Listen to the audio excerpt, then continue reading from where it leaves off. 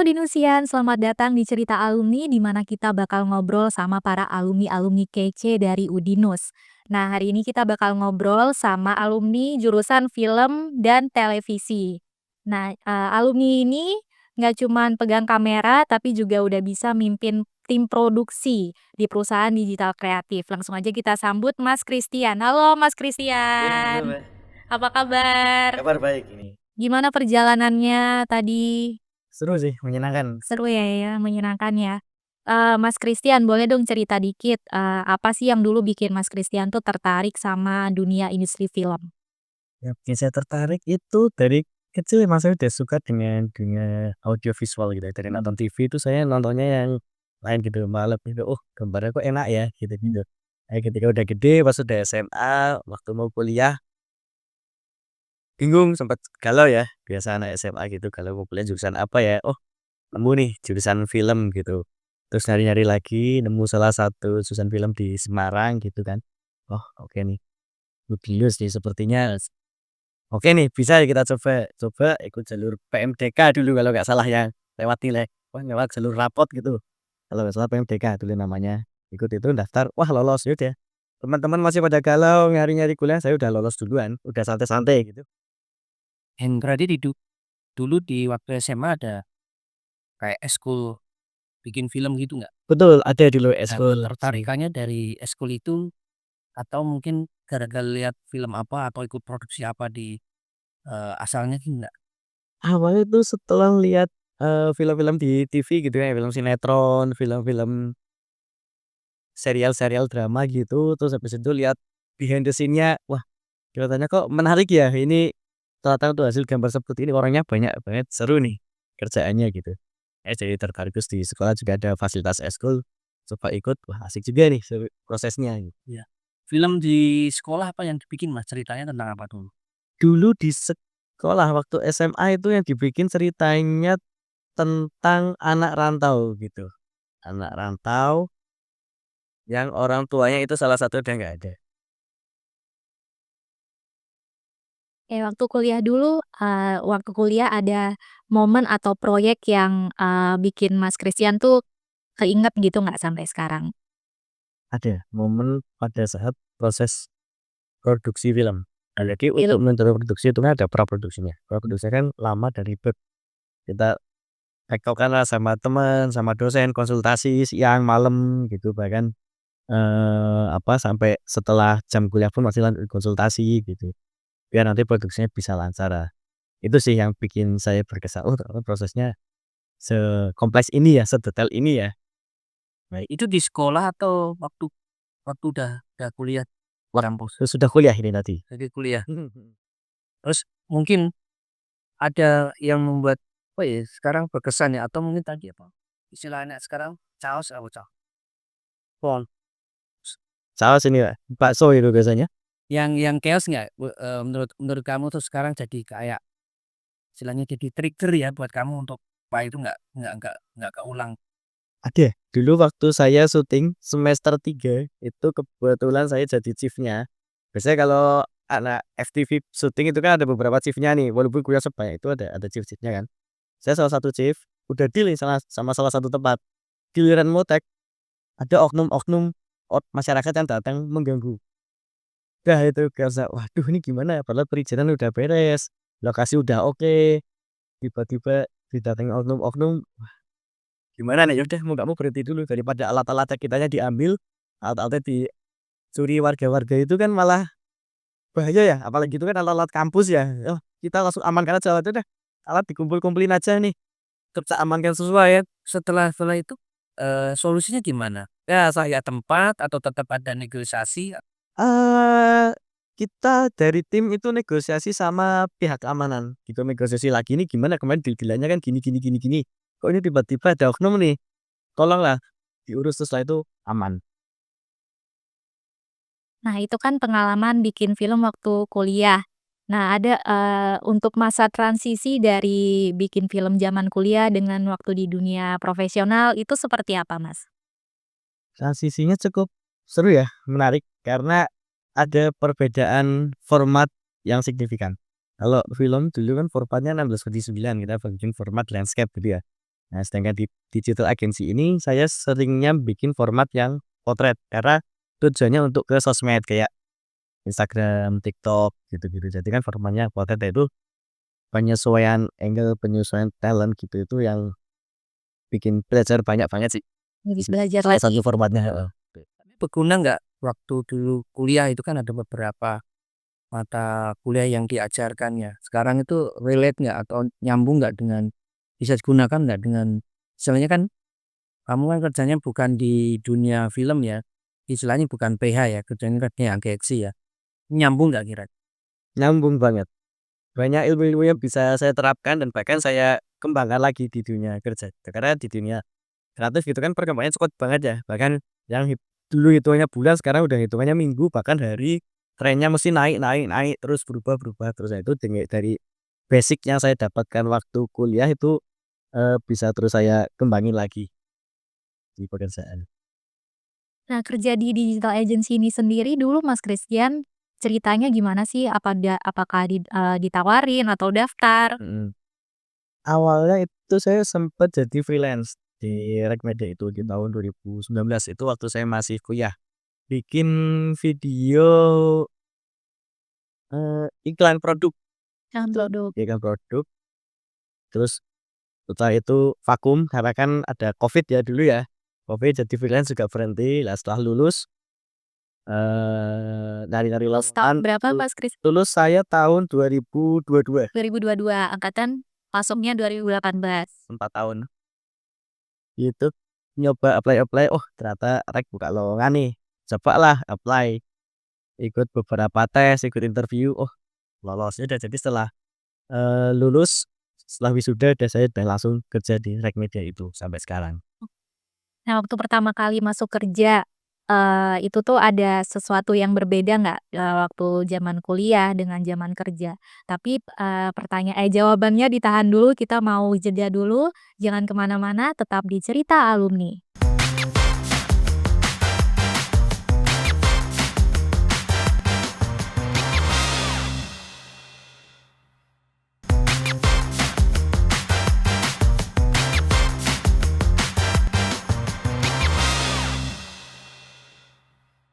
Kembali lagi di Cerita Alumni, kita akan menyambung obrolan yang tadi terputus mengenai, waktu pertama masuk kerja, hal apa yang bikin kaget sama yang berbeda banget dari dunia kampus. Nah, Mas Christian, apa nih Mas yang beda banget dari dunia kampus dan kerja? Lebih ke transisinya dan pace kerjanya gitu, sama format prosesnya gitu, itu yang bener-bener beda banget sih. Kalau dulu di film kan prosesnya mungkin 1 bulan atau 2 bulan itu baru produksi 1 film atau mentok-mentok 2 film. Sekarang 1 minggu itu udah bisa produksi 15 bahkan sampai 20 video gitu. Itu dengan proses yang secepat itu. Otomatis kan penyesuaiannya lebih banyak lagi nih. Pas Nah, itu ngomong-ngomong transisi ya. Dulu kan kalau kita kuliah kan ya istilahnya kan kita kalau bikin film kan harus istilahnya kan punya idealis ya. Idealis padahal kalau sekarang udah kerja kan sekarang kan berarti kan industri ya. Nah, ada istilah kalau industri itu kan klien itu adalah raja ya. Kadang-kadang apa yang udah kita istilahnya kita bikin itu sudah roadmap-nya dan lain sebagainya itu udah sesuai ya. Kadang-kadang malah klien tuh mintanya mah di bawah standar kita atau juga ada pengalaman seperti itu nggak Mas? Terus cara beradaptasinya gimana itu? Oh iya, ini kebetulan ada nih, ini seru ya. Ini tahun pertama kerja Pak, kebetulan terjadi seperti itu. Tahun pertama kerja saya begitu masuk kan sebagai video editor. Nah, otomatis setiap editor kan punya style masing-masing ya, style beda-beda dan, setiap editor katakanlah saya nih punya style A, ya udah mesti mau video apapun hasilnya bakal seperti ini. Dan orang pun mesti bakal tahu, oh video ini pasti yang garap orang ini, ya mesti tahu dah. Pernah dulu ada satu momen saya garap suatu event, udah pakai style saya, udah pakai standarnya kantor, udah pakai standarnya saya, tiba-tiba dapat revisi yang bener tadi dikatakan, turun banget. Saya sampai bingung, "Aduh ini gimana nih treatment-nya nih?" Nah, untungnya di kantor itu, komunikasinya enak gitu dari staf, atasan, manajemen, sama direksi itu komunikasinya enak. Jadi bisa didiskusikan dengan baik, terus kita nurutin klien dulu, okelah kita turutin klien dulu karena urusannya sama event. Event tuh nggak boleh lama-lama, jadinya harus cepat gitu.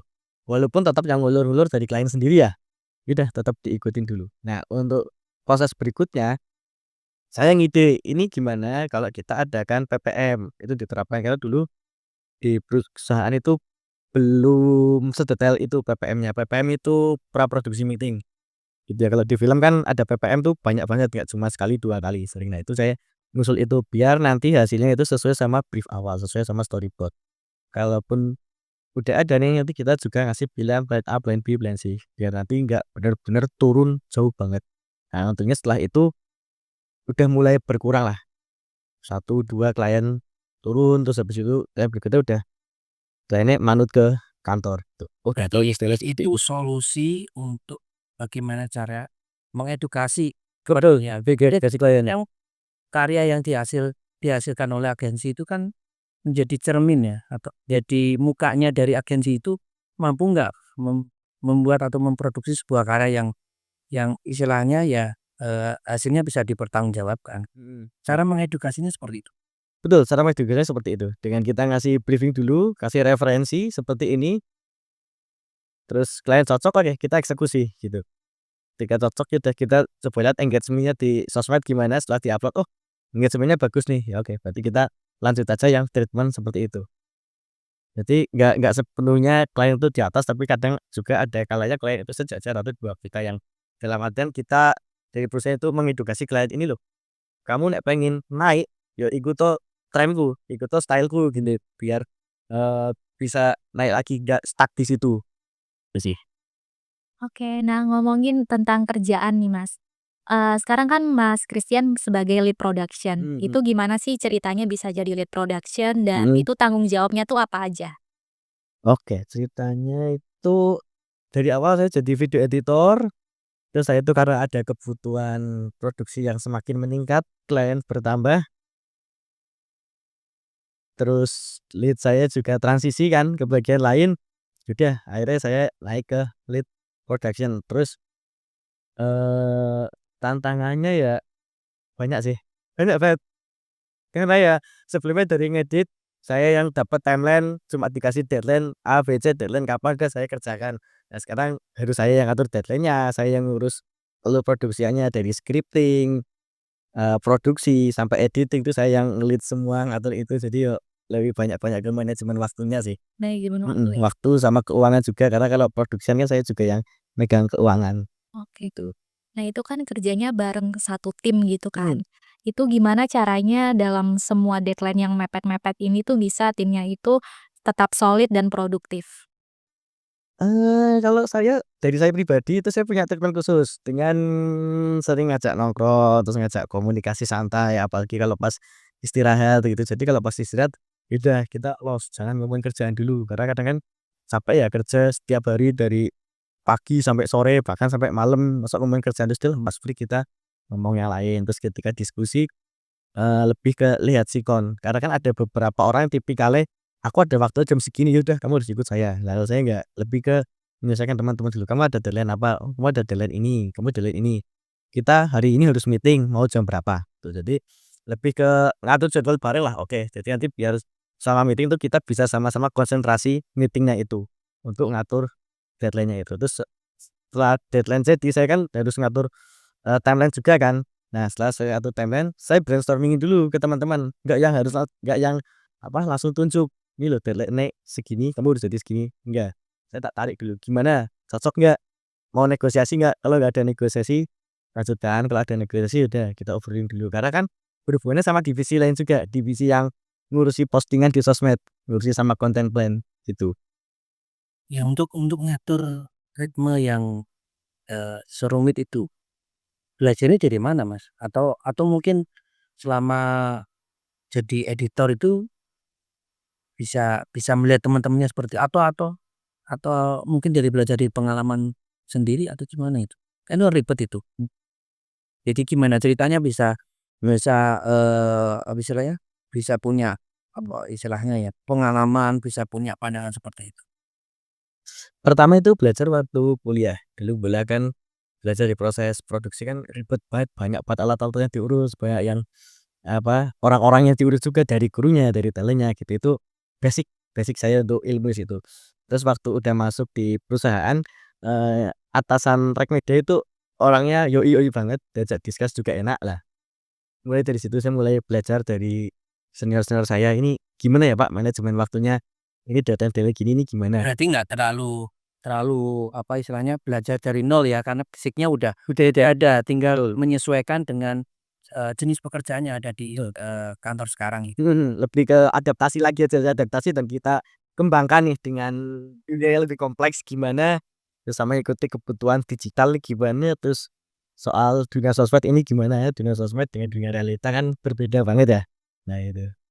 Kalau, untuk dari proses produksi sendiri, dari proses praproduksi sampai pasca produksi, itu yang paling menantang apa? Dan tapi ditahan dulu jawabannya, kita mau jeda dulu, jangan kemana mana tetap di Cerita Alumni.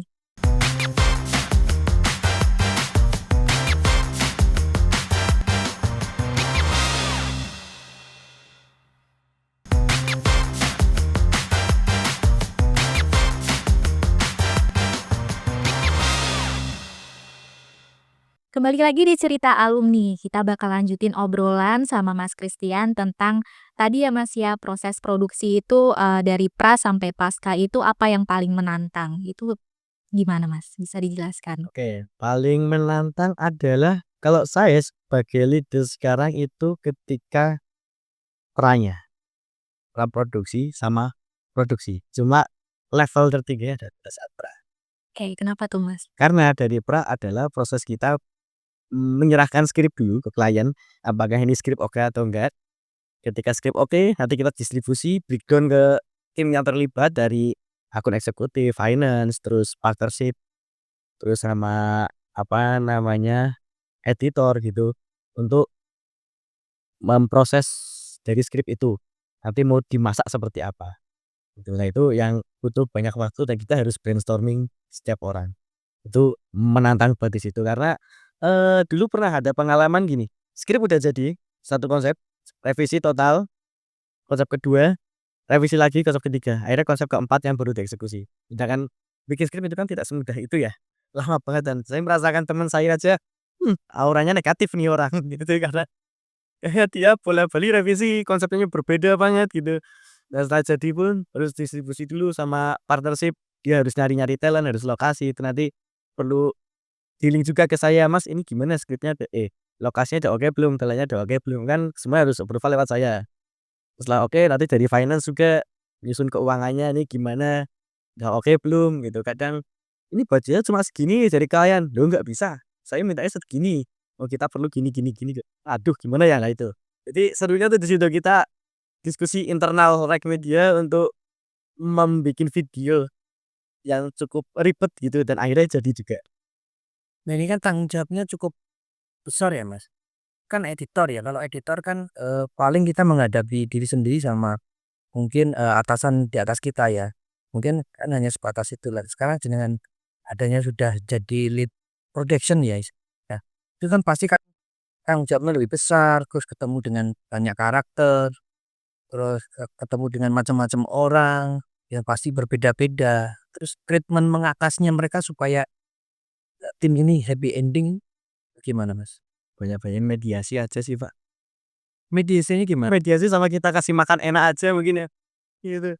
Saya biasanya, belajar dari internal dulu nih, matengin di internal dulu kayak tadi saya ngomong pada saat praproduksi ribet karena, lintas apa ya namanya, lintas divisi kan, dari account, finance, partnership, editor, scripting gitu udah lintas orang-orang ya. Kita matiin dulu di situ, kompakin di situ, oke udah kompak kita harus satu suara dulu. Jadi nanti ketika produksi, ada satu permasalahan udah kita udah di satu suara ini. Katakanlah misal talent nih bermasalah, ya gimana caranya LO ngurusin talent ini, biar dia manut sama produksian, gitu lah. Caranya gimana kita ngejelasin dulu di awal, ini produksinya rencana jam segini, timeline segini. Lah ini estimasi cepet atau lambat itu tergantung situasi, karena namanya syuting kan nggak mesti ya, tiba-tiba ada hujan breakdek, ada apa gitu. Ke pekerjaan ya, pekerjaan. Kalau ke personalnya lebih ke emosionalnya mereka gimana? Kan pasti kan ada ya, si A ini kan mungkin kalau dijak omong terbuka, yang B, orangnya pendiam tapi, tiba-tiba ngilang misalnya gitu atau ya Gimana? Ada nggak musik atau mungkin treatment-nya sesuatu atau mungkin mereka dikumpulkan, mungkin disamakan visinya? Mungkin bisa sampaikan? Treatment-nya kalau saya pertama tak omong personal dulu. Katakanlah saya melibatkan 5 orang, omongin personal dulu satu dulu, nanti setelah itu baru saya kumpulkan. Nah, sebelum dikumpulkan jadi dia udah tahu dia harus ngomong apa, dia ngomong apa, dia ngomong apa. Kita satukan suara di situ. Ketika di lokasi syuting pun sama, ketika ada talent-nya bermasalah, ya udah coba tak mediasi satu-satu, gimana nih, oke ndak? Terus ketika syuting juga saya kasih pendekatan khusus gitu, oh ini talent tipikal pendiam, kadang kan talent kan ada yang tipikalnya pendiam, ada yang heboh gitu kan. Saya dekati secara personal, "Mas, gimana? Gini gini gini." Saya ajak ngobrol lah, bangun chemistry, terus yang sama yang rame juga saya obrol. Nah, saya itu tak pertemukan, coba coba kita komunikasi, ngobrol dulu. Ini paling nggak kita mediasi dulu sama kita perlu tahu dia suka apa gitu. Kata, "Wah ini suka makan manis nih." Ya oke, selama syuting saya kasih makan manis biar mood-nya enak. Itu salah satu aja sih. Makanan manis. Manis. Misalnya gula Jawa. Belajar. Oke, kita bergeser sedikit ke agak teknis nih Mas Christian. Nilai plus apa sih yang dimiliki anak film kalau udah kerja, khususnya di industri kreatif? Nilai plus. Nah, nilai plusnya adalah, di film kita udah dapat basic, ketika di pekerjaan kita tinggal ngembangin basic-nya itu aja. Ngembangin dengan menyesuaikan tren-tren yang ada. Oke. Ya, seru banget nih sekarang kita udah mau sampai di, closing ya teman-teman. Sebelum itu kita mau minta satu pesan dari Mas Christian untuk teman-teman Dinusian yang nonton itu apa? Oke, pesannya adalah simpel aja untuk teman-teman yang mungkin baru belajar atau mau memulai berkarir di dunia audiovisual, tetap berkarya, jangan takut dan selalu jujur. Karena kejujuran itu yang paling penting ketika kita berkarya, terus tetap semangat biar kita selalu update tentang informasi terbaru, tentang tren-tren, entah itu tren scripting, tren visual, tren audio, kita harus ngikutin itu terus biar kita semakin laku. Karena kalau kita stuck, ya kita bakal sulit cari klien. Karena banyak klien itu suka dengan tren-tren yang cepat dan tren-tren yang terbaru. Gitu sih. Oke, terima kasih banyak Mas Christian sudah hadir dan membagi pengalamannya. Semoga bisa menjadi insight untuk teman-teman Dinusian yang nonton. Dan jangan kemana-mana, kita akan hadir kembali di episode selanjutnya. Tetap di Cerita Alumni. Sampai jumpa.